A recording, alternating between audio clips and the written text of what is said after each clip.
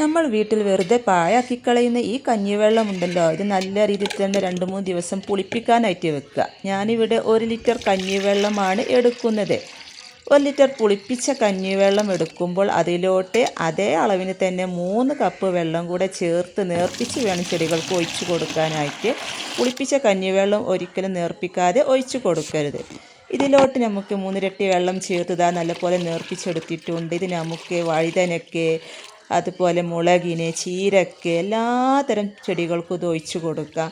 നല്ല കരുത്തോടെ ചെടി വളർന്നു വരികയും ചെയ്യും. പുളിപ്പിച്ച കഞ്ഞിവെള്ളം നമുക്ക് കറിവേപ്പിൻ്റെ ഇലകളിലൊക്കെ തളിച്ചു കൊടുക്കാം, മുളകിൻ്റെ ഇലകൾ തളിച്ചു കൊടുക്കാം. ഇലപ്പേന്, മുഞ്ഞ, വെള്ളീച്ച ഇങ്ങനെയുള്ള പ്രാണികളൊക്കെ ഉണ്ടെങ്കിൽ അതൊക്കെ ഒന്ന് മാറിക്കിട്ടും. അപ്പോൾ ഞാനിത് കറിവേപ്പിൻ്റെ ഇലയിൽ ഇങ്ങനെ ഇതുപോലെ തളിച്ചു കൊടുക്കാറുണ്ട്. നല്ല ഫ്രഷായിട്ട് തന്നെ കറിവേപ്പിലൊക്കെ ഉഷാറായിട്ട് ഉണ്ടാവുന്നുണ്ട്.